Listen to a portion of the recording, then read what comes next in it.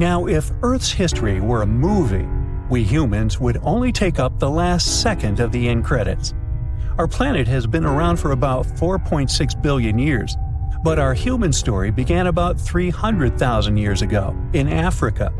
Now our ancestors had some wild adventures in nature. They could have run into creatures so big they'd make today's elephants look like puppies. The woolly mammoth is a pretty famous animal, sure. His cousin, though, the Columbian mammoth, not so much. This giant used to roam places from Canada all the way down to Mexico. Unlike the furrier woolly mammoths, which hung out in colder places, these animals had shorter hair, resembling huge elephants. They also had incredibly large tusks, like 12 feet worth of spiraling sturdy tusks. And they weren't just for show, they came in handy when facing predators. That includes our ancestors. If you think about sloths these days, you're picturing these adorably slow creatures. They couldn't possibly be in your list of most dangerous animals. Well, their grandparents might have. For starters, we call them ground sloths, and they vary a lot in size. Some were as big as rhinos, and others, like the Megatherium, were as colossal as elephants. Imagine seeing a 20-foot-long sloth which doesn't mind chewing on some meat every now and then, at least in theory. Ever heard of Bigfoot? Well, our next animal kind of looks like him, but is a distant cousin to orangutans. Meet Gigantopithecus, the largest primate to ever call our planet its home. Standing tall at 10 feet and weighing more than 600 pounds, these animals were amazing to look at in real life. Unlike Bigfoot, they weren't constantly hiding. In fact, it's believed they were peaceful and gentle creatures. Sadly, they faded away about 100,000 years ago, mainly because their food sources slowly became unavailable. Those lush, fruity forests they called home eventually turned into dry grasslands. Next on our list is the cave hyena. Weighing a chunky 250 pounds and standing 3 feet tall, these beasts were as long as a grown-up lying down. What's even more interesting about these creatures is that they loved hanging out in groups. A pack could be as big as 30 of these animals, which meant they could easily take on even the biggest, heaviest mastodons. Our ancient families would have needed to stay alert around these hungry specimens. Sadly for these hyenas about 20,000 years ago, their numbers started going down. Soon enough, they completely disappeared from the planet. Quick pop quiz. What's called a tiger but isn't really one? It's the saber-toothed tiger. I mean, sure, they belong to the feline family, but they aren't technically tigers. First appearing around 42 million years ago, in July I think, many of their kind were gone before we even showed up. However, early Americans might have bumped into a couple of specimens from this group. If that really happened, it would have been quite the encounter. Think of the biggest wild lion today or the hefty Siberian tiger. These big cats also had some incredible features hidden in their fur. They were good at sneaking around, hiding, and pouncing on mammoths bigger than themselves. Their bite wasn't that strong, but they could open their jaws wide, like twice as much as a lion.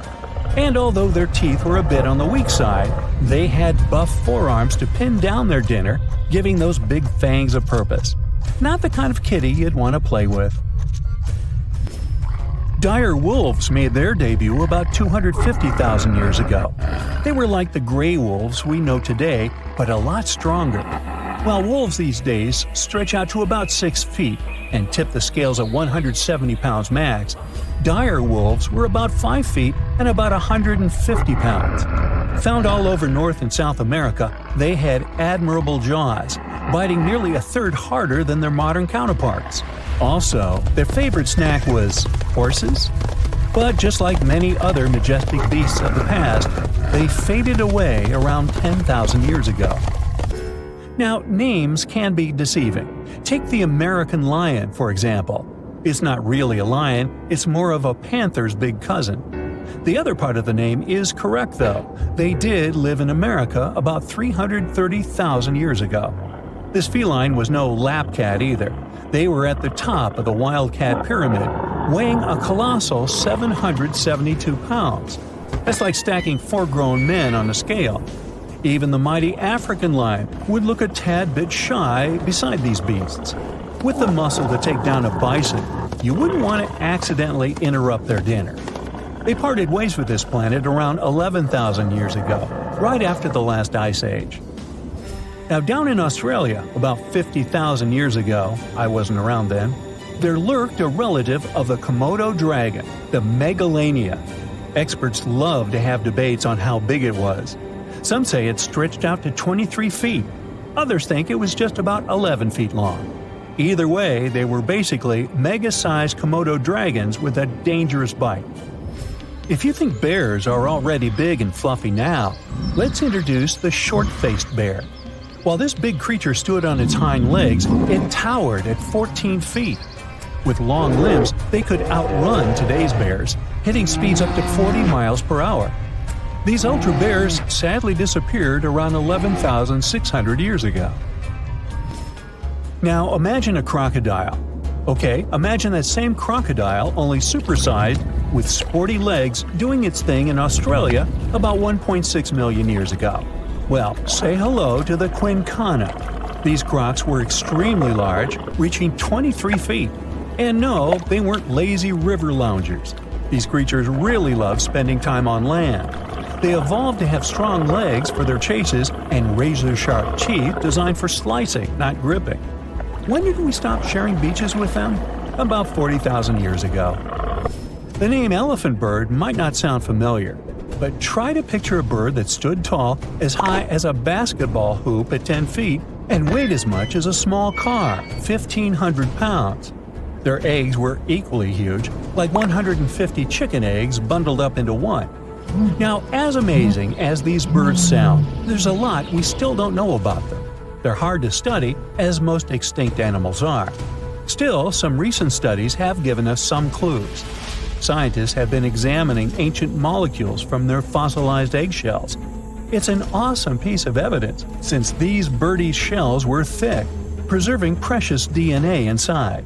Plus, there are tons of these eggshell fragments sprinkled all over Madagascar's beaches. Because of these findings, we now know these birds were herbivores and loved eating leaves and seeds. We also know the tiny kiwi bird is its closest living relative. Now, dodos were these amazing birds we also used to share the planet with. They're like distant cousins to Asian pigeons. To give you some perspective, imagine a chunky bird weighing about 50 pounds. Similar to chickens, turkeys, and ostriches, dodos were also the types of birds that couldn't fly. Their wings were small, and they had the muscle strength of, well, a wet noodle. Now, you might have heard the word dodo used as a name for creatures that aren't that bright. Don't get confused, though, by this name. These birds were in fact intelligent. Scientists were able to figure that out by studying their fossils. It turns out that they were good at smelling stuff, unlike most birds that are all about the visuals. These creatures aren't around for us to study anymore, but that might change. One evolutionary biologist is on a mission to fully understand these amazing ancient birds. On that note, she revealed that the dodo's DNA has been completely sequenced. There are even talks about potentially bringing dodos back to life. They would make a nice addition to the lovely beaches of Mauritius, the place they used to call home many, many years ago.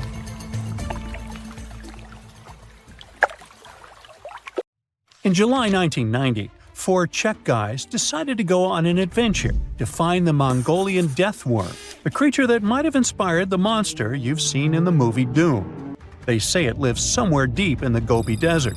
So they flew to Mongolia, hopped into an ATV, and hired some local guides to help them. All that to meet a creature that is up to 6 feet long, can spit acid that could melt anything, and is capable of shooting electricity at those it doesn't like. Legend says that these friendly guys spend most of their days hiding underneath the sandy dunes, but they'd like to come out during the wetter months of June and July. So the timing for a spotting was simply perfect. But the crew needed to figure out how to lure the creature. Sadly for them, no one knew what the giant worm liked to eat. So they built a thumper, which is a machine that made rhythmic pounding noises. They were hoping it would call the worm out of the ground. For 2 months, they searched the vast desert, crossing dunes and rocky plains, looking for any sign of the creature. But alas, it didn't really work out. Ivan McCurley, who was the leader of the 1990 expedition, came back to Gobi Desert again.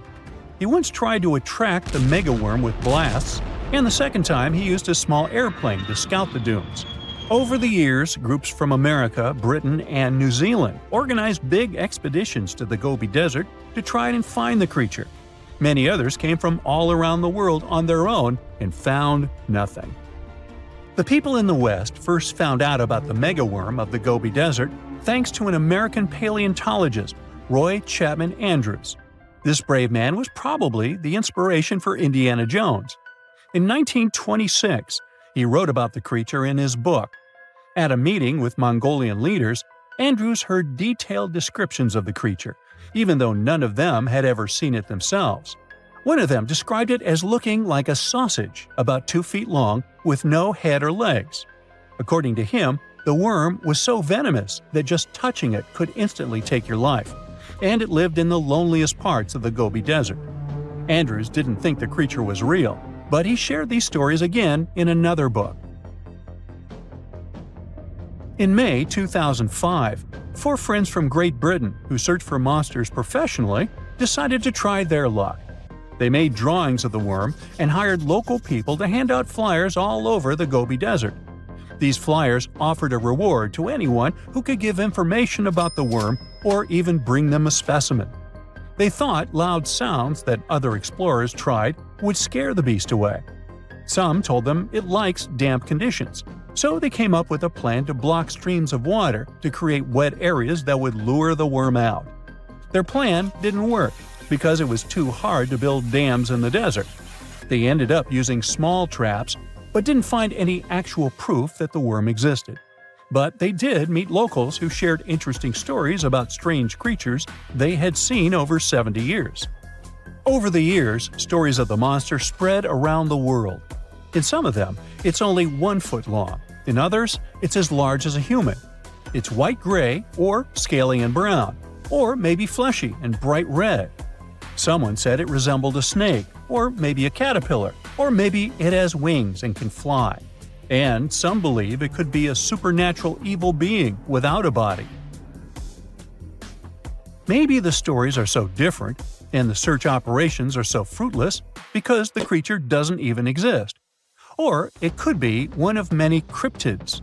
Those creatures like Bigfoot, Yeti, the Loch Ness Monster, their existence has yet to be proven. In 1983, one scientist who was visiting the region heard that an old man had managed to catch the mysterious worm. He also learned there was a nest nearby. The scientist bravely approached the hole in the sand and put his hand inside. A giant creature dragged him in, and he was never seen again. Just kidding. He actually found a Tartar sand boa inside. It's a chunky, burrowing, non-venomous snake that has small eyes and gray-brown scales. He showed it to the locals to verify if it was the monster, and supposedly all of them said yes. Most Mongolians who know about the worm still believe it's real. Now, even though people call our supposed monster a worm, it's just what it sounds like in the English translation. Many Mongol cultures have used this word for centuries to refer to any animals they thought to be really dangerous, especially snakes, even non-venomous ones.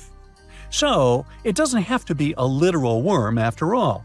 Worms are soft and squishy, but a creature living in the harsh Gobi Desert would need to be tougher, more like a snake or a type of lizard without legs. Neither of these creatures can shoot electricity or spit acid like they say the death worm does. But some snakes, like cobras, can spit venom that's dangerous for people. If it were real, the creature would have a backbone, and explorers searching for it would likely find some bones or evidence left behind. And there are actually fossil remains all over the Gobi Desert. Scientists found representatives of over 80 dino groups here over the last almost 100 years. It all started with the world's first dinosaur egg nests. This discovery changed all the scientists knew about dinos. It was the first proof they laid eggs.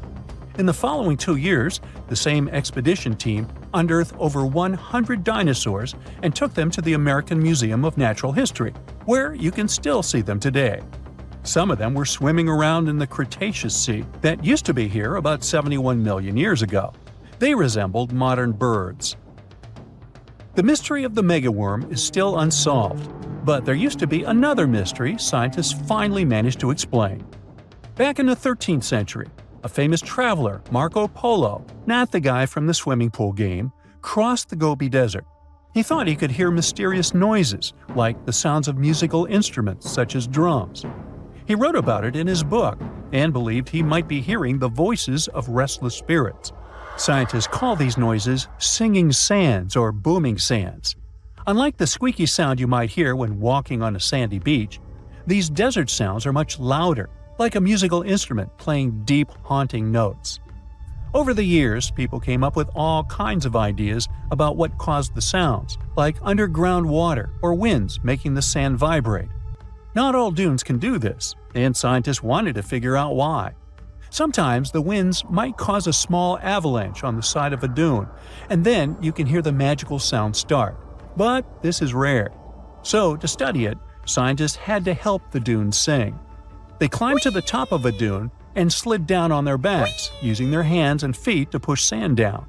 As the sand tumbled, the sound started softly and got louder. They could even feel the vibrations with their hands.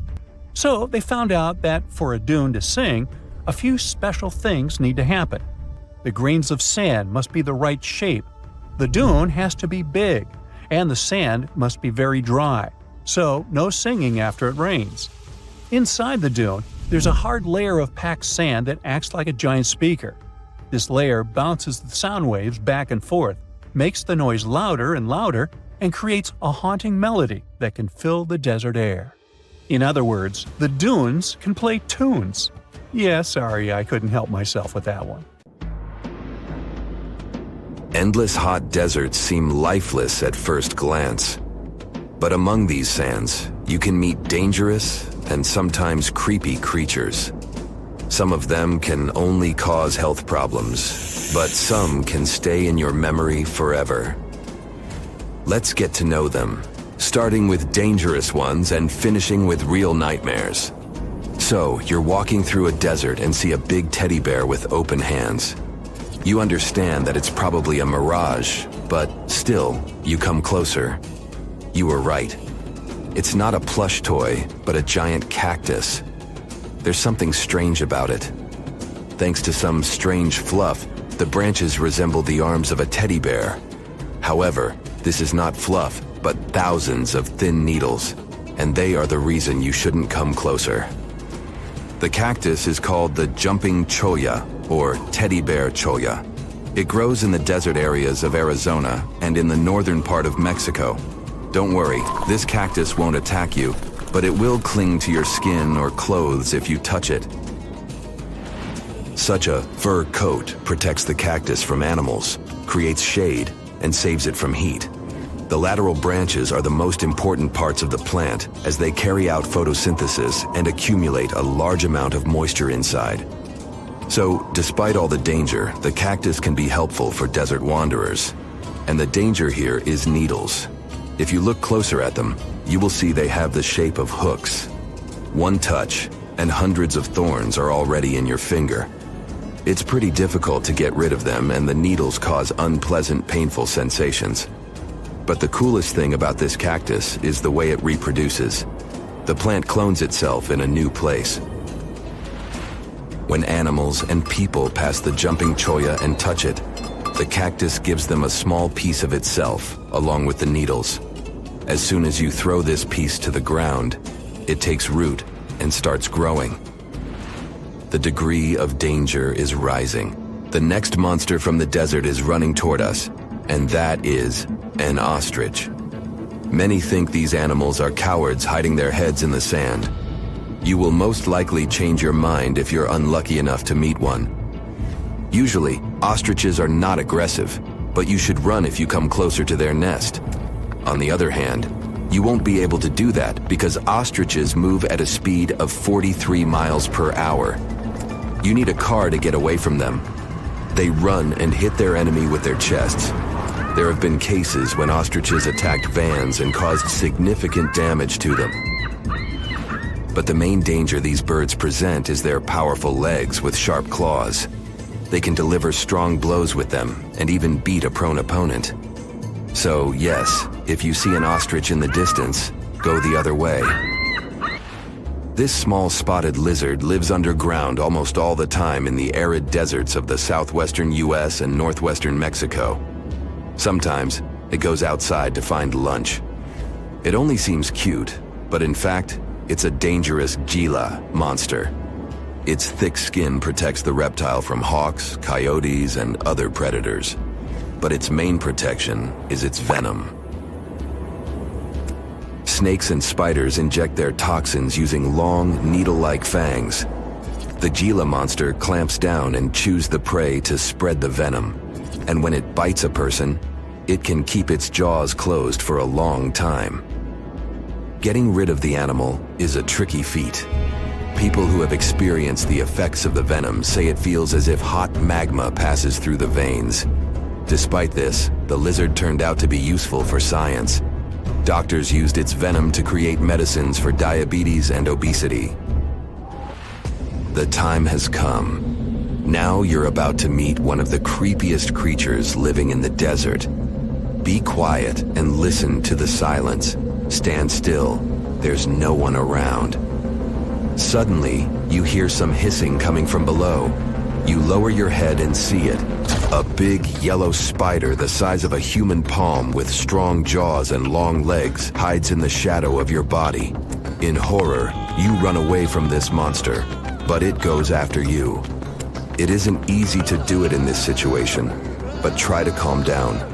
The creature isn't interested in you. It wants only your shadow to hide from the scorching sun. Anyway, it's better not to touch it. The powerful jaws of the camel spider can cause unpleasant sensations, to put it mildly. And, by the way, this creature isn't really a spider.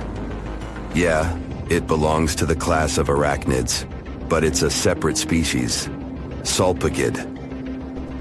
It likes to bite. It's fearless and pretty aggressive. The spider preys on insects, lizards, rodents, and small birds. It can also move at a speed of 10 miles per hour. For their small size, this is very fast. You need to be a professional athlete to run away from it. Most often, you can find camel spiders in the deserts of the Middle East, but they also live in Mexico and the southwestern US. These runners are nocturnal and try to avoid the sun during the day, so they are always hunting your shadow.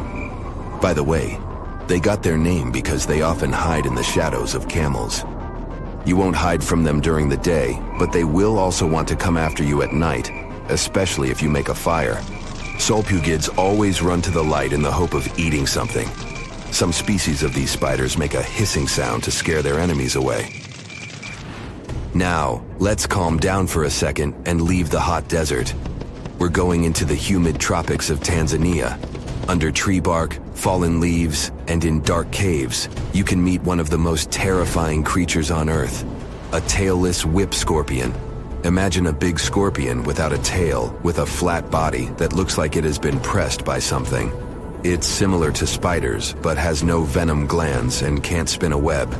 This monster is silent and fast, but the scariest thing is its 2 front claws, twice as long as the creature itself. Any prey it catches will never escape. Life in a dark cave has spoiled its eyesight, so the whip scorpion tries to avoid sunlight. During molting, it climbs up to the ceiling and slowly comes out of its old skin.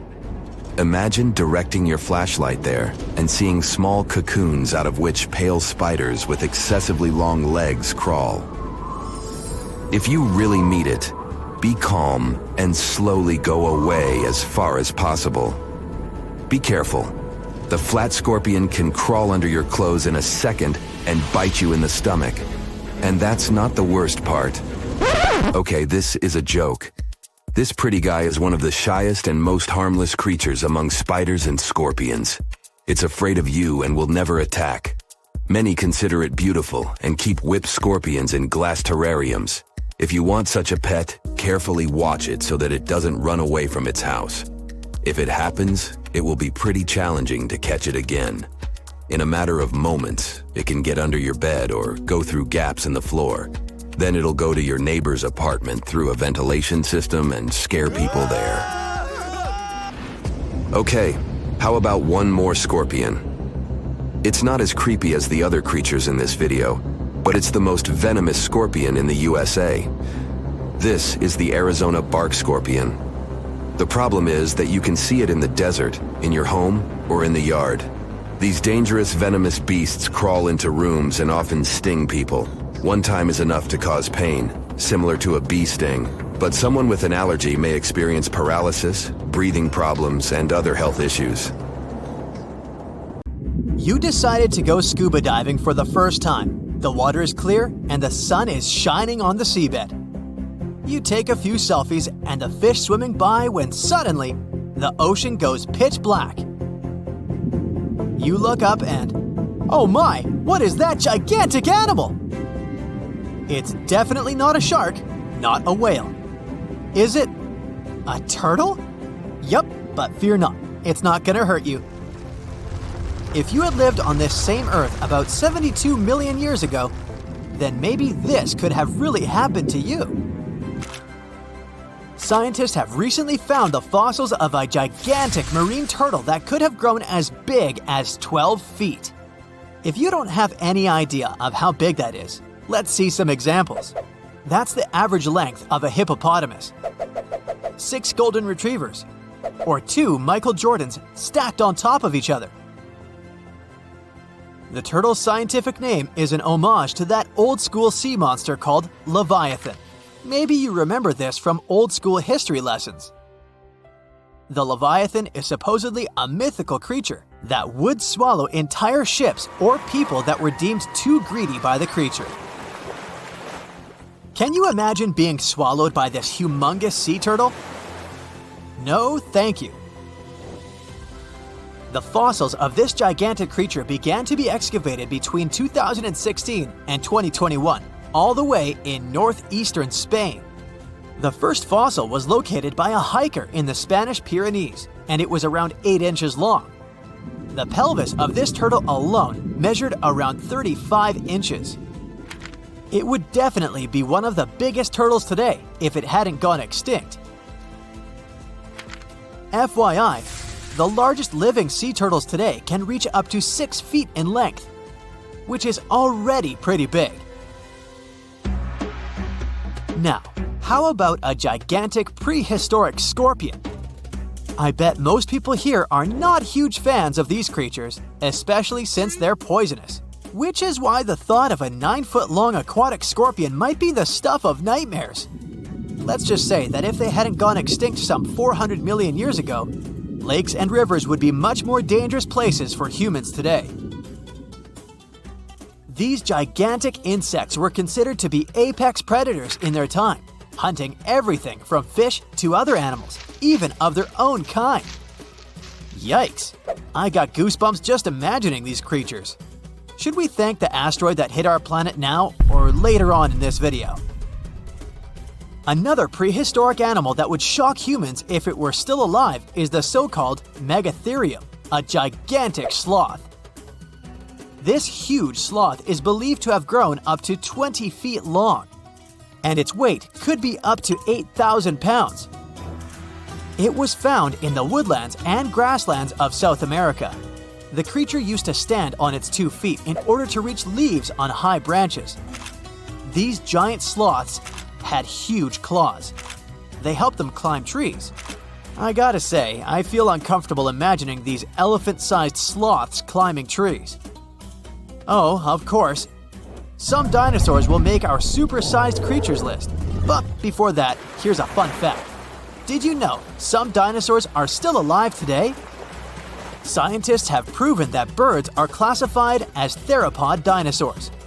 Such infamous creatures as the T-Rex and Velociraptor belonged to this group. I'm sure you've heard these names even before you watched Jurassic Park. The Velociraptor is that scary dino that breaks into the kitchen. Well, they evolved, gained some feathers, and turned into various species of birds we know today. That means that any bird from chickens to those little blue ones is a direct descendant of dinosaurs. Now, does the name Spinosaurus ring a bell? You can see this huge dinosaur in some museums today. Its fossils, I mean. The Spinosaurus was one of the biggest land predators to walk Earth. Actually, to walk its land and water, since scientists believe that this dino was semi-aquatic. It fed mostly on meat, which means humans would be its natural prey if it lived today. This meat-eating dino lived around 90 to 100 million years ago. It was about 60 feet long, 12 feet high, and weighed up to 22 tons. Its head was around the size of 8 bowling balls and was shaped like a crocodile's face. Basically, the Spinosaurus was a big African elephant with the face of a crocodile. Just kidding. But that would look funny though, wouldn't it? A much more attractive dino was this guy. It's considered to be the largest dinosaur that has ever lived on our planet. What made it so big was its extremely long neck and very long tail. You wouldn't want to stand behind this creature, believe me. If it decided to swish its tail, you'd get catapulted very far away. This creature lived around 100 million years ago, and its fossils were first found in Argentina around 2012. The dino measured 120 feet from head to tail, which made it almost as big as an American football field in width. And have I mentioned it weighed almost as much as a space shuttle? A staggering 75 tons. If it had been a carnivore, it would have probably been the greatest predator. But this big guy was a peaceful herbivore that had such a long neck that it could eat leaves from high trees. Cute, right? We must also talk about the Shastasaurus. As the name suggests, this animal is popularly known as the Mount Shasta lizard. Even though it was a marine reptile and probably never set foot on the mountain itself, this dino was usually around 23 feet long, but there was a specific strand of this species that could get as big as 69 feet long, about the size of the great blue whale. This made it the biggest marine reptile to have ever lived. A fun fact about the Shastasaurus is that scientists believe it didn't even have teeth, which means it could only feed on soft-bodied prey, such as squid, for example. The next animal on our list is the blue whale. Believe it or not, the biggest living animal on Earth actually started small. These days, the average mature blue whale can reach up to 100 feet in length and weigh up to 200 tons. That's more or less the weight of 40 elephants put together, or 30 Tyrannosaurus rexes, or 2,670 average-sized people. Blue whales have to eat up to 50 million calories per day to support that body. That's the equivalent of 30,000 Big Macs, just FYI. But blue whales weren't always this big. They actually evolved from a four-legged mammal that lived on Earth around 48 million years ago. Their ancestor was called Pakicetus, and it was only 6 feet long. Here's a fun fact. To be able to live in the water as one does today, the blue whale had to go through some intense adaptations. A blue whale can replace up to 80 to 90% of oxygen in its lungs each time it takes a breath. A human replaces only up to 15% for comparison. It allows these animals to dive for up to 1 hour at a time, down to a staggering depth of 330 feet. Elephants were bound to make the list. Elephants are currently the largest land animals on Earth. They can grow to be about 13 feet tall and weigh up to 7 tons. That's pretty small if we compare it to the other animals that once lived on Earth, right? But if we placed a 6-foot-tall human next to an elephant, we'll see it's not at all that small. African elephants are bigger than their close relatives, Asian elephants, and they have a similar lifespan to humans, up to 70 years. Pokemon might have made us collectively wish that salamanders were real-life dragons, although they're not. They can still be pretty cool, though.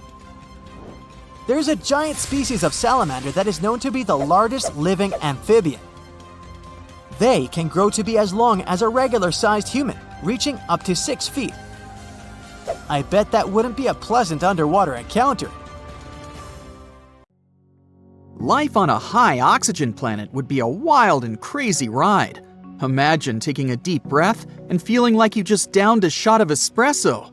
The sky is a deep shade of blue, and the trees around you are gigantic, lush and green, growing at a rapid pace. Daily exercise now becomes a breeze. With all that extra oxygen, you'd be able to run faster, jump higher, and lift heavier weights. Your morning run is basically effortless, and you notice that everything seems to move faster and with more energy. But you'd also have to watch out for the wildlife. The animals around you would be simply huge, and they'd move with a heightened speed and agility. Imagine getting chased by a cheetah that's hopped up on oxygen. It'd be like running from a Ferrari with legs. But how is this even possible? And how would high levels of oxygen affect the evolution of the planet and our life in general? To answer this question, you need to understand how oxygen works. Oxygen is like the fuel that powers the engines of life. It's a gas that's all around us, making up about 21% of the air we breathe. And don't let that small percentage fool you. Every time you take a breath, these little molecules get top priority access to your body's cells and help them produce energy. Without oxygen, your cells wouldn't have the energy they need to function properly, and your body would start to shut down. Oxygen is also incredibly versatile. It's used by a wide range of organisms, from tiny bacteria to massive elephants. It's even in the ocean. Marine organisms like plankton and algae produce a ton of oxygen, keeping the underwater world thriving. And not only is it a crucial component of life on Earth, it's also a fountain of youth. Oxygen keeps our skin glowing and our minds sharp. So don't forget to walk in the fresh air more often. But that's just the beginning. Oxygen is quite a multitasker, doing a bunch of different jobs at once. For starters, it's like the janitor of the atmosphere, cleaning up all the nasty pollutants and keeping the air fresh and clean. It's also the bodyguard of our atmosphere, protecting us from harmful UV rays and other dangerous cosmic stuff. Without it, we'd be like sitting ducks in the face of space radiation. And let's not forget about the impact of oxygen on the weather. It's like the puppet master, pulling the strings of the atmosphere and creating all sorts of wacky weather patterns. Tornadoes, hurricanes, thunderstorms, they're all just a product of oxygen doing its thing. And sure, these things are incredibly dangerous, but they also help redistribute nutrients and organic matter by lifting and transporting soil, leaves, and other debris to new areas. So they low-key help fertilize soil and provide nutrients for plants and other organisms. As you can see, the little oxygen molecules are working hard to keep everything in check. So what would happen if we suddenly raise the levels up to 30, 40, even 50%? Actually, too much oxygen can become very dangerous for us. There's such a thing called oxygen toxicity. It can lead to a range of pretty bad symptoms and even the worst of outcomes.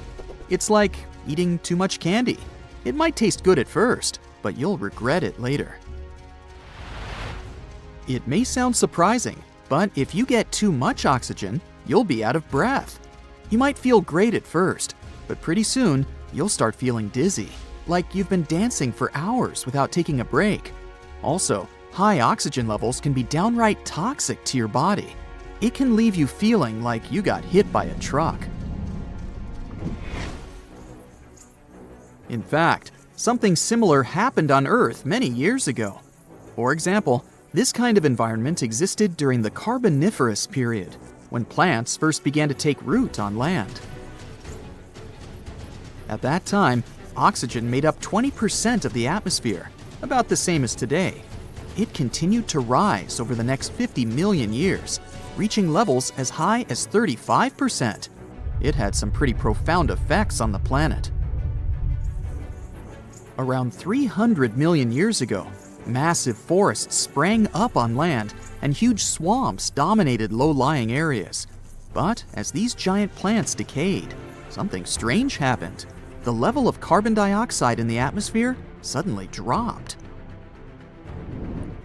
Normally, when something decays, microbes break it down and create carbon dioxide. This gas helps us to trap the sun's heat and makes the planet warmer. But when these giant plants were buried under the deep swamps, microbes couldn't do their magic. All this made our planet much cooler, in a temperature sense. Who knew that something as simple as a breath of fresh air could have such a big impact? But this period of life on Earth helped us understand what our planet would look like if the oxygen level on it was much higher. And here's what we learned. We've already talked about the initial boost of energy and the exhaustion that follows. So we might need to wear special masks or equipment to help us breathe comfortably. Such an environment could also help you heal faster. It's like having a team of tiny doctors inside your body. But the downside is that it could also make you more susceptible to certain diseases and illnesses. So we're maintaining a balance then, I guess. And with all that oxygen, we'd have some pretty spectacular sunsets and sunrises to enjoy. The extra oxygen in the atmosphere would scatter light in new and interesting ways, creating breathtaking displays of color in the sky. And it's not just humans that would be affected. Plants and animals can also experience some wacky effects.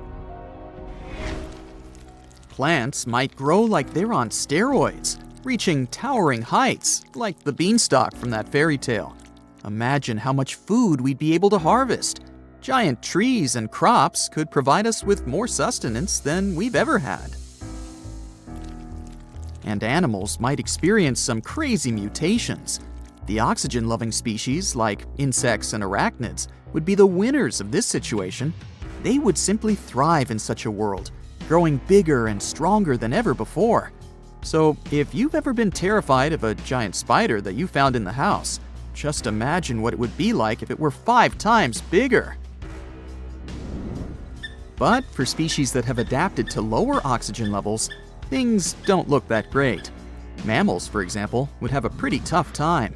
This could lead to a shift in the balance of power among different species, with some thriving and others struggling to survive. Overall, we could see some seriously cool adaptations, like birds developing the ability to fly higher than ever before. Dealing with huge animals could be both exciting and challenging. We'd probably have to build stronger shelters and try to stay out of their way. All this could also lead to increased natural disasters, as well as damage to ecosystems and wildlife. Fires would ignite quickly and burn fiercely, making wildfires a constant threat. Even a simple spark from a campfire could potentially lead to disaster. We might need to rethink our cooking and heating methods to avoid any accidents. By the way, if we lived on a planet with less oxygen, say about 15%, we would also have a hard time. For example, our bodies would have to work much harder to obtain the same amount of oxygen as they do on Earth. We would probably experience fatigue and shortness of breath much more quickly, and physical exercise would be much more challenging. We could have some problems with memory and concentration. So the amount of oxygen we have now is the most ideal. Let's appreciate it. As you can see, living on such a planet would be a real roller coaster. It would require some serious caution. But as long as we were careful, we'd be able to enjoy the benefits of all that extra oxygen in the air. Just be prepared for some wild and wacky effects along the way. Meet Costello. He's a Brazilian reef octopus. But Costello isn't a regular octopus. While watching him, scientists began to suspect that he might be experiencing nightmares. When he was sleeping, he was changing colors, making some wild movements, expelling water, and even releasing ink. They decided to study Costello for a while. His behavior during sleep resembled stress and fear. The study showed that he might see vivid dreams, which are, at times, spooky. Well, as just one octopus, These cute underwater creatures are known for their intelligence and sometimes human-like behavior, so it's entirely possible that they see dreams just like we do. In Costello's case, he might be haunted by memories of tough times off the coast of the Florida Keys. Poor Costello has a rough past. He lost a tentacle to a predator before captivity, so maybe that's what he sees in his dreams. If proven true, this discovery could reshape how we perceive intelligence and awareness in both animals and humans. Well, it turns out plants can talk. Well, kind of. Scientists found out that plants actually make ultrasonic clicks when they're stressed. Imagine tomatoes and tobacco plants in a jam. They're making sounds like popping bubble wrap, but way too high for us to hear. These are called ultrasonic signals, and they might be their way of indicating stress. That would mean that plants can communicate with each other, and stressed plants prefer to be drama queens and let everybody know about their troubles. They make around 30 to 50 pops and clicks per hour. Calm and healthy plants don't do nearly as much. And not only do plants talk, but even have their own language. They make different sounds depending on whether the plant is experiencing thirst or is bothered by a snipped stem or something else. Moreover, some of them are so dramatic that they start ringing alarms even before they show signs of dehydration, when they know they're getting close to it. Scientists aren't sure why they do that, though. They believe that it might involve cavitation, a term that means air bubbles dancing in the plant's plumbing. Plants that sing these symphonies include corn, wheat, grapes, and even cacti. That is quite a big discovery in agriculture. We could use it to check if our crops are thirsty and stuff like that. So now we'll be eavesdropping on plants and deciphering their secret language. Okay, time for some universal news. Recent studies are shaking up what we thought we knew about the universe's age. Our findings during the last decades showed that the universe must be around 13.7 billion years old. However, a new study shows that it might be almost twice as old, up to 26.7 billion years. Keep in mind that it's not proven, so for now, the official number stays the same. Scientists were using the time since the Big Bang and studying ancient stars to measure the universe's age. But some stars were playing hard to get, looking older than the universe itself. For example, the ancient star Methuselah, which is estimated to be around 14 billion years old, which would be older than our universe. Also, the James Webb Space Telescope caught galaxies looking super mature just a few hundred million years after the Big Bang. All this poses some hard puzzles for astronomers. But this new hypothesis combines the expanding universe theory with something called the tired light theory. It suggests that light loses energy as it zips across cosmic distances.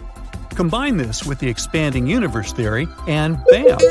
As the universe expands, the light loses energy, so we simply can't see all the super ancient stars that are very far away from us, which is why we could make a mistake in calculating our universe's age.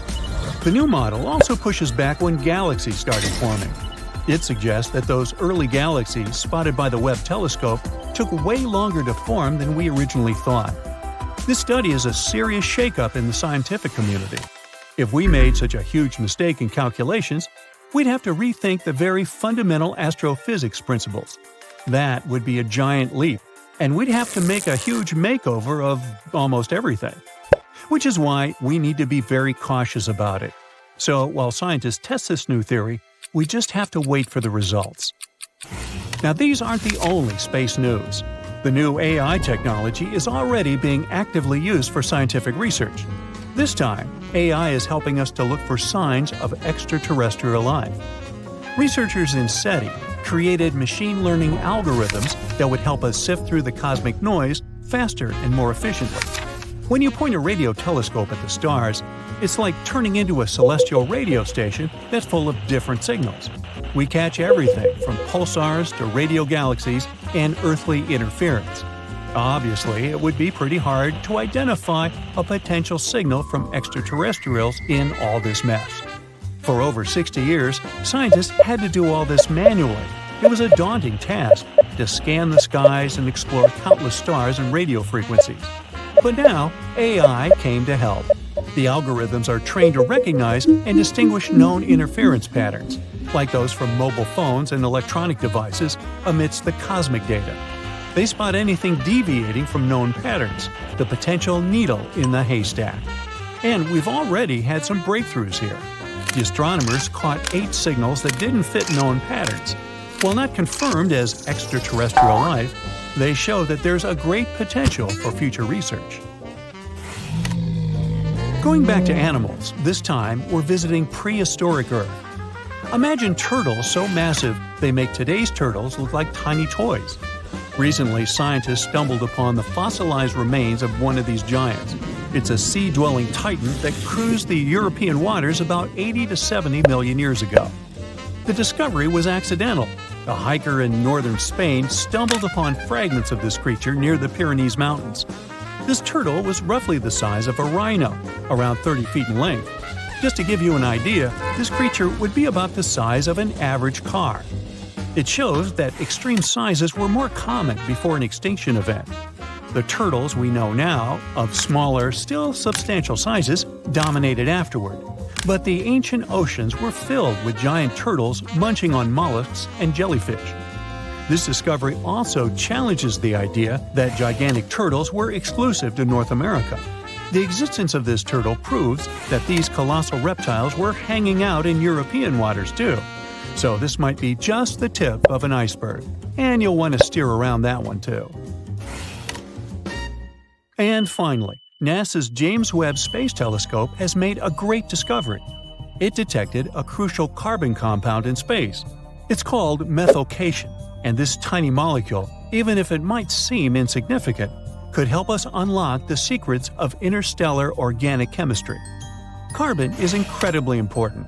Carbon molecules are building blocks that construct everything from stars to planets to, well, us.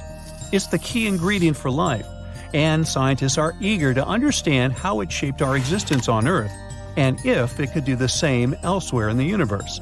And methylcation plays a very important role in the creation of complex carbon-based molecules. That's why it's very cool that we discovered methylcation, even if it's very far away. NASA scientists found it in a young star system. This system is chilling about 1,350 light-years away from us, in the Orion Nebula. The star in this system, which is smaller and a bit weaker than our Sun, is bombarded by intense ultraviolet light from nearby hot, young, massive stars. You'd think such strong UV radiation would destroy complex organic molecules. But the research team believes that it might actually kickstart the formation of these carbon compounds. Maybe stronger stars and their insane radiation levels actually work as energy sources for life. They set off a chemical chain reaction, which results in complex carbon stuff like plants and animals. Seems like we found yet another puzzle piece.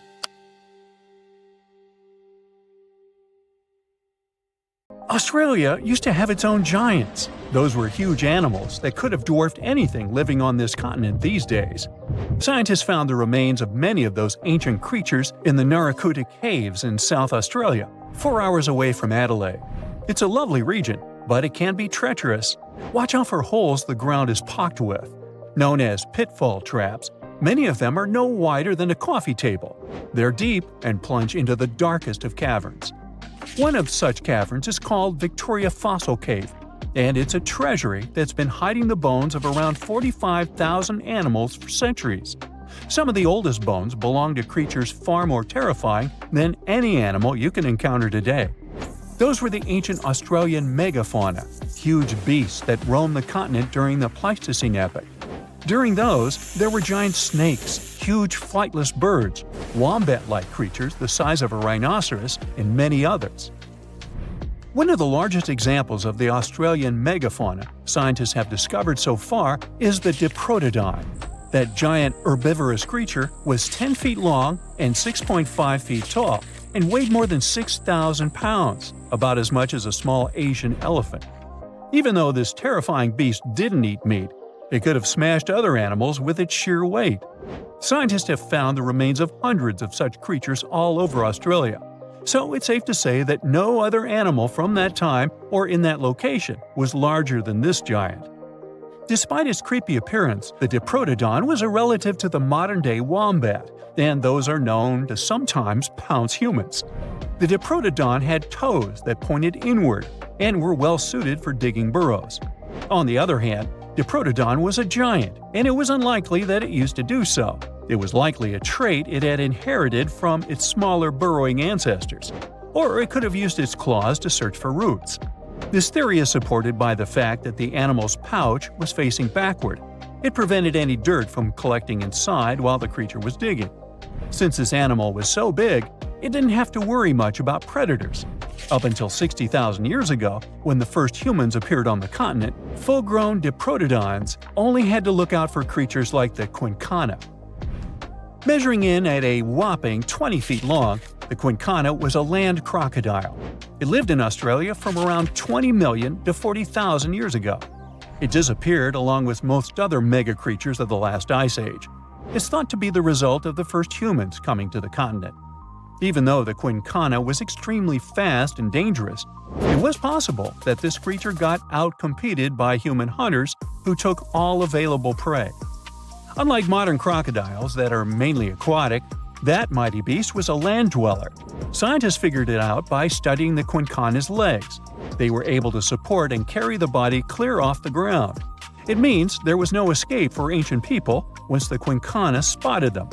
Modern crocodiles can only push themselves along on their bellies. Such an adaptation allowed the quincana to chase its prey for long periods of time, exhausting it in the process. Another creepy feature of this ancient monster was its teeth. Aquatic crocs have conical teeth. Those are great for gripping and holding on to prey underwater. But quincana had knife-like teeth, ideal for slicing soft-bodied animals like, mammals. Another Australian monster, Thylacoleo, wasn't all that large, but it didn't make it any less terrifying. It was still among the top predators and the biggest carnivorous animals in Australia. This creature was a true oddity of nature, even by prehistoric standards. First, its teeth resembled not those of a regular predator, but those of a rodent. Its front incisors were enlarged, taking the place of canines. Premolars were also shaped like blades. They were used for cutting flesh and bone. At first, scientists thought that Thylacoleo used those teeth to eat nuts and fruits. But later, a study showed that the use of such teeth was better suited on necks and spines. The jaws of this ancient creature were immensely powerful. A 220-pound Thylacoleo had a bite force similar to that of a present-day 550-pound lion. It means that the animal could easily bring down prey much larger than itself. Then there was Thylacoleo's tail. It had strong muscles which provided the animal with the ability to use the tail as support when tackling large prey. The Thylacoleo had retractable claws, and this feature is very uncommon among marsupials. It allowed the animal to keep its razor-sharp hooks from getting blunt and could help it get a better grip on its prey. Scientists are quite sure that, like today's leopards, the Thylacoleo could climb trees and jump on other animals from above. It was done so fast and stealthily, they never knew what hit them. The creature's rear feet support this theory. The first toe there was reduced, but the foot had a rough pad like what modern-day possums have. It allowed them to have a better grip while climbing. Right after scientists found the first skull of the Meliolania, this animal was classified as a lizard. That's why its name translates to small groomer. But after they discovered more complete fossils, it turned out that the Meliolania was a giant turtle. But that's not all. It was one of the largest land turtles to ever have existed. The main reason researchers initially believed the creature to be a lizard was the fact that its skull was adorned with a series of spikes. It's something the modern-day horned lizard can boast.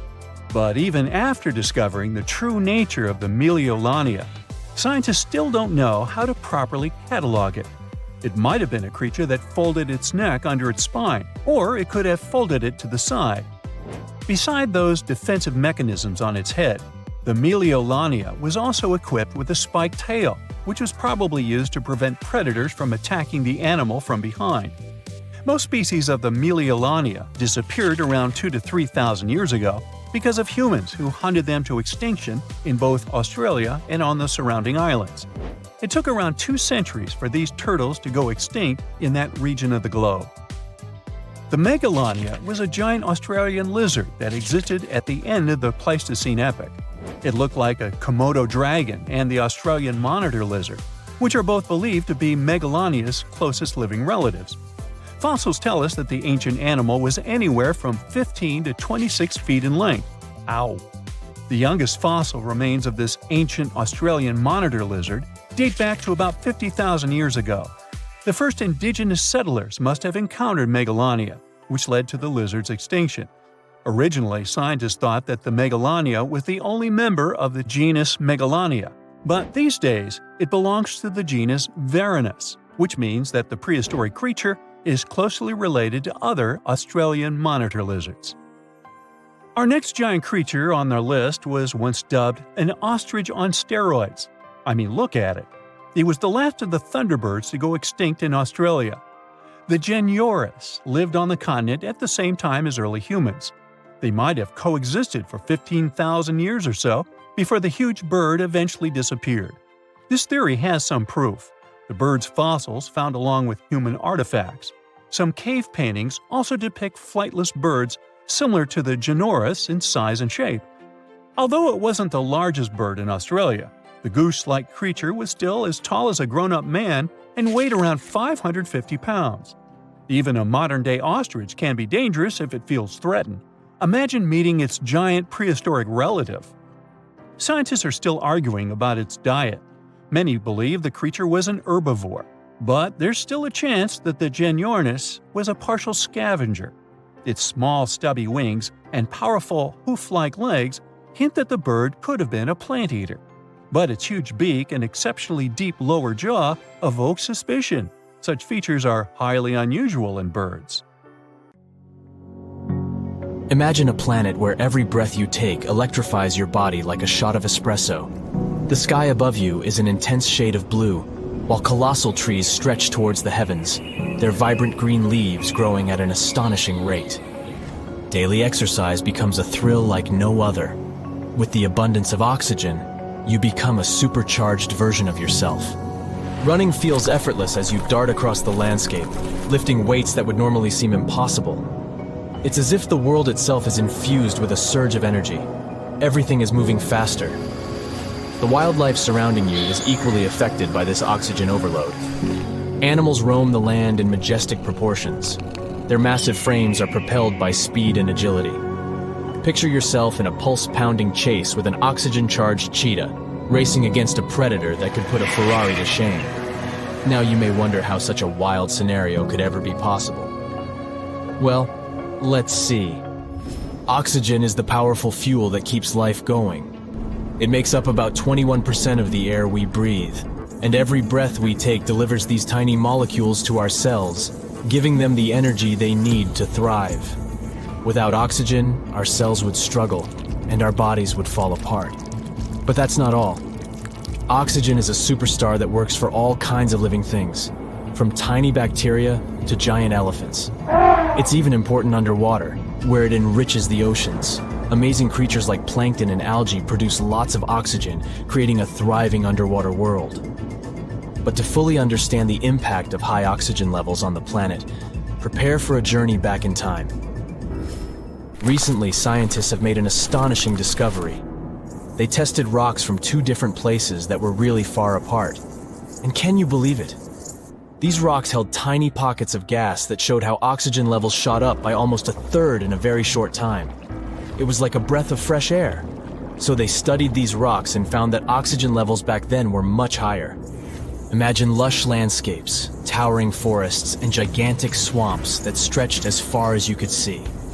During the Carboniferous period, oxygen ruled the atmosphere at an impressive 20%, just like today. But over the next 50 million years, its levels shot up to a crazy 35%.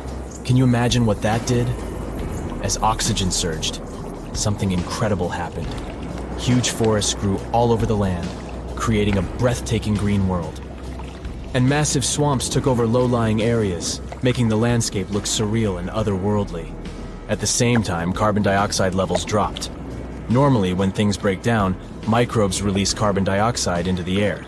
This gas acts like a warm blanket, trapping the sun's heat and raising temperatures. But in the mysterious swamps where these giant plants were buried, the microbes couldn't do their job. The result? The planet got really cold. Who would have thought that a breath of fresh air could have such power?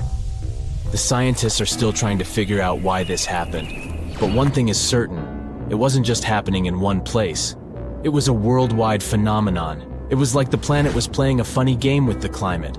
But let's go even earlier. We see the first North American dinosaurs making their grand entrance. High oxygen levels are what gave a big boost to the rise of mighty dinosaurs in North America and beyond. Picture tropics filled with the magnificent giant creatures. Obviously, dinosaurs didn't just appear out of nowhere. They took advantage of a changing environment that was perfect for their evolution. Oxygen levels played a huge part in this dinosaur party. As oxygen levels rose, so did the size of these incredible creatures. They started small with predators like Chindosaurus, and soon after, huge dinosaurs like sauropods took over the land. Then, 65 million years ago, dinosaurs disappeared and mammals took over. And here's the interesting part. Mammals never grew as big as dinosaurs.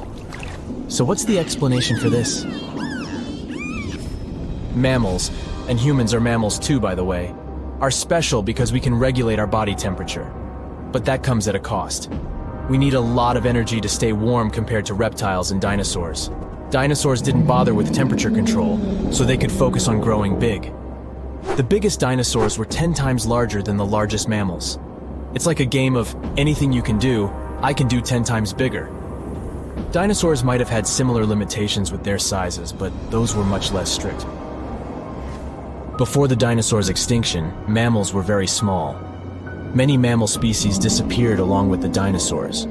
But survivors took advantage of the open ecosystem and rapidly diversified into various body sizes.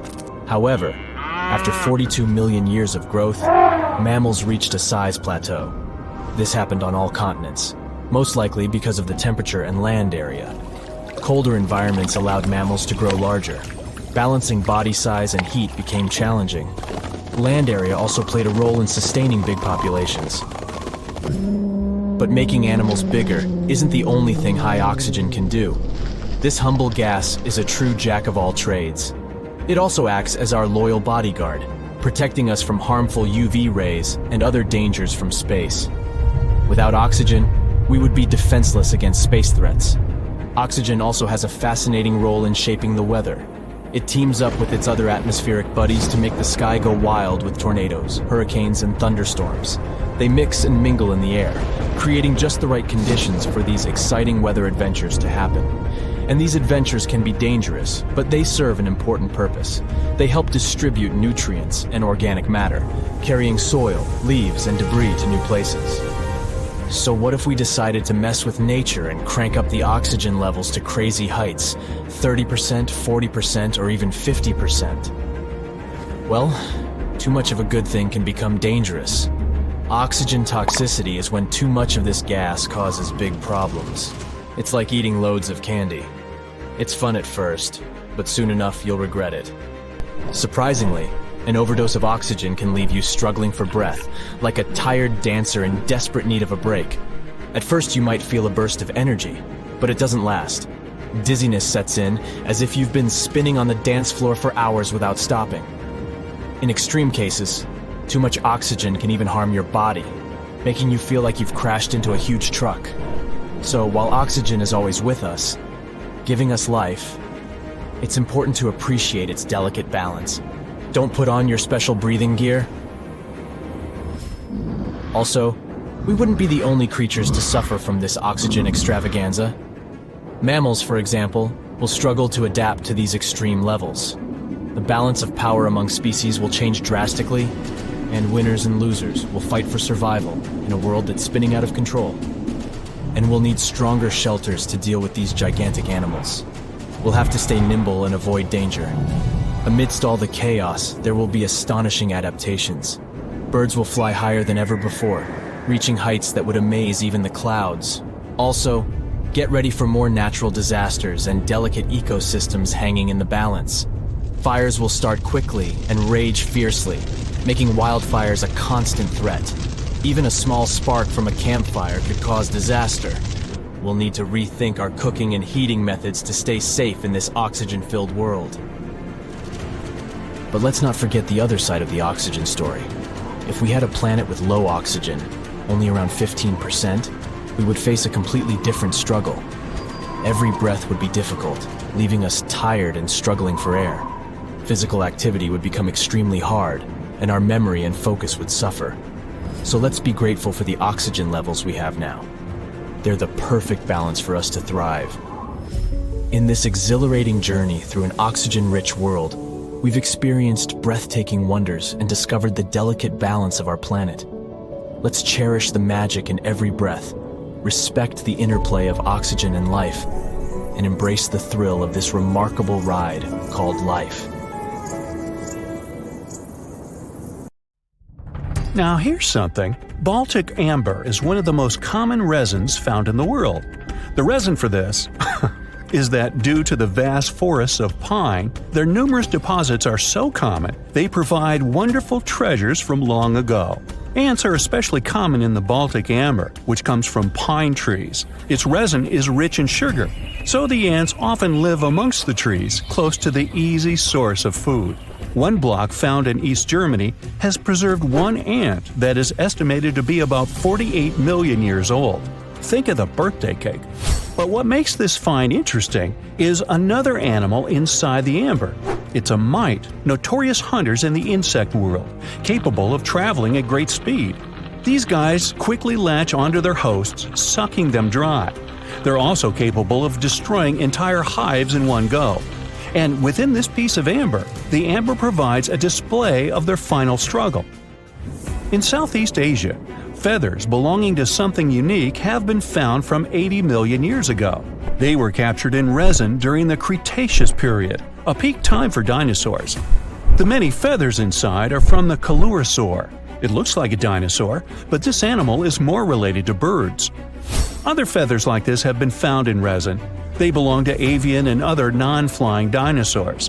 The discoveries have helped reimagine what dinosaurs actually look like. Still, dinosaurs may have had feathers instead of being completely bald. Of course, for most of them, the feathers weren't used for flying, but they helped the dinos stay warm. However, the feathers weren't all that was found, and a part of the Coelurosaur's tail is also preserved. Still, it's so small and ancient that its DNA hasn't survived to map their entire genome. The enclosed tail is also very delicate, and it can't be removed from its protective amber shell. But although these findings can only be observed, they've still provided a great insight in the evolution of birds. But how does amber preserve things so effectively, even at the initial stages? The trees produce the resin to protect any small gaps in the bark against feeding insects. Its antiseptic nature and lack of water content ensures it doesn't degrade for a long time. This also makes it more resilient as it petrifies over long periods, eventually becoming a fossil. Some of the oldest amber ever found was from the Triassic period, showing how long it can last. The pieces from Italy are about 230 million years old. And inside one of these ancient droplets holds the oldest arthropod ever recorded. This mite found inside has provided a broader understanding to their evolution. Today, they're known to mainly annoy gardeners by feeding on the petals of flowering plants. However, at the time the mite was caught, flowers didn't have any petals, and it would be without this tasty meal for another 100 million years. Now, 100 million years ago, Myanmar was part of Gondwana, the great supercontinent. At that time, Myanmar wasn't part of Asia yet. But it was still lush with a great forest, which contained many species of lizards that lived amongst the undergrowth, hiding away from dinosaurs. Many of them have been stored within amber. This fact helped discover ancestors of geckos and chameleons. By using CT scans, scientists have analyzed them, providing a glimpse into the formation of their scales, teeth, feet, and claws. It also provided an understanding of how these archaic creatures once appeared. Although mostly pieces of lizards, by using modern technology, the scientists have been able to create 3D images of the lizard. These images can reveal how those guys appeared in their full form. The images show that they still retain some of their exact features to this day, like the chameleon's sticky pads used for climbing. A salamander fossil from around 20 million years ago is one of the most intact specimens ever found in amber. Details of its final moments show that it had been attacked before getting stuck in the resin. However, what's confusing about this find from the Miocene era is that the amber was found in the Caribbean, but it came from a tree that's closer related to those from East Africa. The lizard also has ancestry from the same area. Finds like this have opened a whole new understanding about how these small lizards migrated. It's expected that they would have ridden fallen logs, which took them across the seas to new homelands, not only to the Caribbean, but to all continents except for Antarctica. Nobody goes there, it's too cold. In the Dominican Republic, you can find some of the rarest of all ambers. This Dominican amber came from neotropical forests from around 20 million years ago. Many of the trees that made the resin are now extinct. The amber is almost completely see-through and can come in an array of beautiful colors. The most common colors are red, yellow, and even blue, and are easily mistaken for gemstones. One was found with a flea caught in it, dating to when the forest was at its peak and the mammalian variety thrived. Fleas were likely common at the time, and this flea in particular had recently fed on a mammal before getting stuck. However, something more intriguing was found within the flea. While scientists checked what mammal DNA was within the flea, they found that it was carrying an ancient bacterial blight. These blights have been constant throughout Earth's history, dramatically decreasing populations of animals and plants. This now extinct blight in the amber helped scientists determine how much the bacteria have evolved and how it spread. Now, most remnants of insects inside amber aren't much more than the exoskeleton bodies. But with some found in Myanmar, they were so well preserved that even the color of the insects is still intact. Colors in nature appear in three different ways. The first is bioluminescence, that's produced by a chemical reaction within a living organism. The second is about pigments, where the color appears in an animal or plant tissue. The third is called structural coloration, and the production of colors here is explained by microscopic surfaces fine enough to react with the light.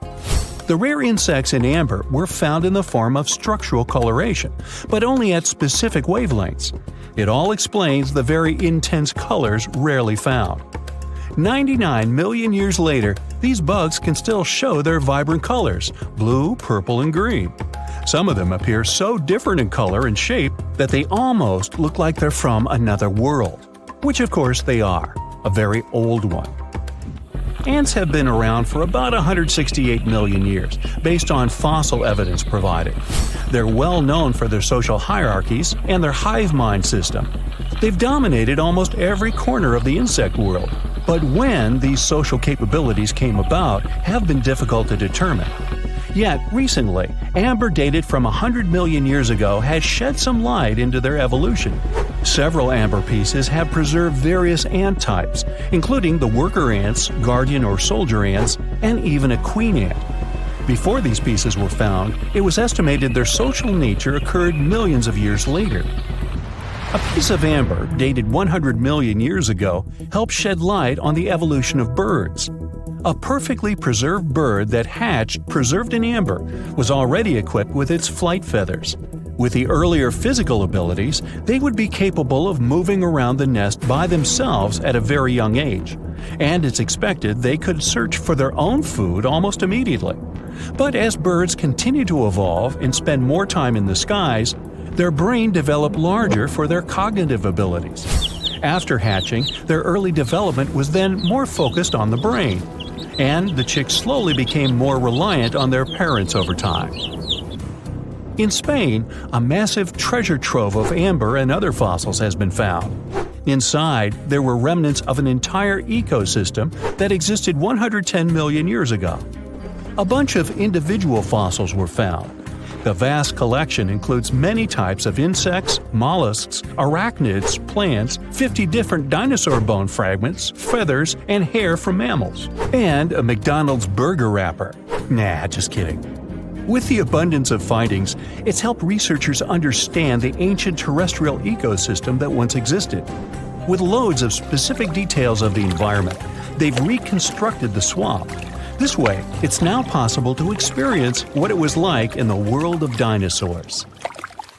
Today, I'm going to tell you about creatures that had unique features which allowed them to grow to incredible sizes. They were some of the most impressive animals to have ever existed on our planet. The Argentinosaurus is a genus of sauropod dinosaurs that lived approximately 97 million years ago in what is now South America. Scientists think it was one of the largest land animals ever, with a length of up to 100 feet and a weight of up to 100 tons. A farmer stumbled upon a giant leg bone while tending his cattle. That's how he discovered the first fossils of the Argentinosaurus in Argentina in 1987. Further excavations uncovered more bones, revealing a massive dinosaur that would have dwarfed most other animals of its time. The Spinosaurus, meaning spine lizard, is a genus of theropod dinosaur that lived around 97 million years ago in what is now North Africa. It is believed to be one of the largest carnivorous dinosaurs to ever exist, with a length of up to 60 feet and a weight of up to 23 tons. The Spinosaurus is known for its distinctive elongated sail-like structure on its back. It was likely used for thermoregulation. It also had long crocodile-like jaws that were lined with sharp teeth. This allowed the creature to catch and eat large prey, such as fish, crocodiles, and other dinosaurs. The first fossils of the Spinosaurus were discovered in Egypt in 1912. The sperm whale, Physeter macrocephalus, is a species of toothed whale that is the largest toothed predator on Earth. It also has the largest brain of any animal species. It is found in oceans all over the world and can dive to depths of up to 7,000 feet in search of food. You can easily recognize sperm whales by their massive, block-shaped heads, which can measure up to 1/3 of their total body length. They have dark brown or grayish-blue skin and a distinctive wrinkled appearance. The Titanoboa is an extinct genus of a giant snake that lived approximately 58 million years ago. It is considered to be the largest known snake ever. It could grow up to 42 feet and weighed around 2,500 pounds. The first fossils of the Titanoboa were discovered in a coal mine in Colombia in 2004. This discovery meant a lot because it provided insights into the size and behavior of snakes during the Paleocene era, as well as the overall climate and ecosystem of the time. The blue whale, Balænoptera musculus, is the largest animal on Earth, measuring up to 100 feet in length and weighing as much as 200 tons. These marine mammals are found in oceans all over the world and can live up to 90 years. Blue whales have a long, streamlined body that is usually blue-gray in color with mottled patterns. They have a small dorsal fin and 2 pectoral fins that are about 1/3 the length of their body. Blue whales feed on tiny shrimp-like creatures called krill, and they eat a lot. A single adult blue whale can eat up to 8,000 pounds of krill in a day. The Leadsichthus is an extinct genus of large, bony fish that lived during the Jurassic period, approximately 155 million years ago. It is believed to be one of the largest fish that have ever lived. Some estimates suggest that it could grow up to 55 feet in length. The first fossils of Leadsichthus were discovered in England in the 19th century, and more recent discoveries have been made in other parts of Europe, South America, and Africa. Despite its enormous size, the Leadsichthus was a filter feeder, similar to modern-day whale sharks, and likely fed on plankton and other small organisms. The creature did it by simply swimming with its enormous mouth open, filtering water through its gills. The pterodostro is an extinct species of flamingo-like birds that lived approximately 35 million years ago. They were relatively small birds with a wingspan of about 2-3 feet. And they were known for their distinctive long, narrow beaks equipped with comb-like structures used for filter feeding. The pterodostro lived in shallow bodies of water, like lakes and lagoons, and mostly fed on small crustaceans and other tiny organisms. The animal filtered them from the water using the comb-like structures on the inside of its beak while swimming through the water. The African elephant is the largest land animal on Earth and one of the most recognizable ones. There are two species of the African elephant, the savanna elephant, Loxodonta africana, and the forest elephant, Loxodonta cyclotis. You can see them in various parts of sub-Saharan Africa. These creatures can be identified by their large size, gray skin, and long trunks. African elephants can grow up to 13 feet tall and weigh up to 14,000 pounds, depending on the species and gender.